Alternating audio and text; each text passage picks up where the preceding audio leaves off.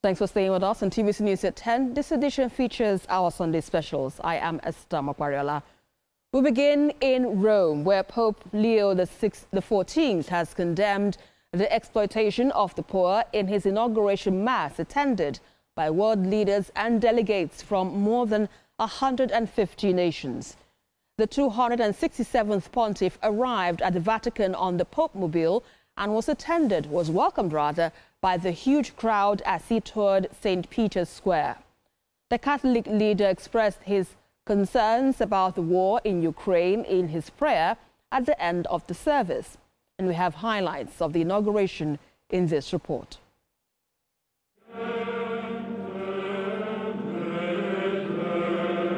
In a moment of solemnity and celebration, the 267th pontiff of the Roman Catholic Church presided over his inaugural mass, marking the official start of his leadership.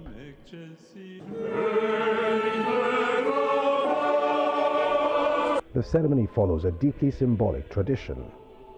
The fisherman's ring, a sign of papal authority, is placed on his finger. The Pope is also vested with a white woolen pallium, symbolizing his role as the shepherd of the Church. Ancient hymns fill the air, and the Gospels are read in Latin and Greek, signifying unity between the Western and Eastern churches.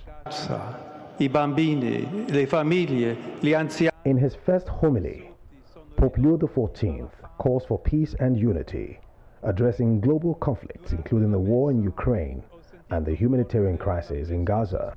Among the dignitaries who witnessed this historic event are U.S. Vice President J.D. Vance, Ukrainian President Volodymyr Zelensky, Canadian Prime Minister Mark Carney, and German Chancellor Friedrich Merz. Nigerian President Bola Ahmed Tinubu and other leaders from Africa, Europe and Asia and the Middle East also gathered, reflecting the international significance of the Pope's investiture. As the Mass concluded, Pope Leo blessed the faithful, marking the beginning of a new chapter for the Catholic Church. Pope Leo XIV's papacy begins with a call for unity in a divided world, and his message of hope and reconciliation resonates far beyond Vatican City. As he meets with global leaders in the coming days, many will be watching to see how his leadership shapes the future of the Church. Well, among the people gathered in the square were a group of faithful from Peru, where Pope Leo XIV lived for years as a missionary first and then as Archbishop, obtaining Peruvian citizenship. Some of them and Catholic faithful from other countries expressed love and support for the pontiff.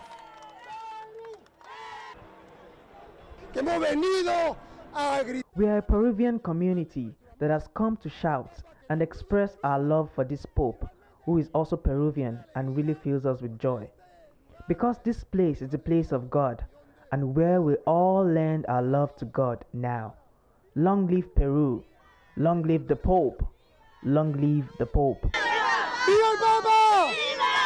Actually, I live not far from where the Pope's brother lives. I grew up in Joliet, New Lenox area, so I feel like it's a full circle moment because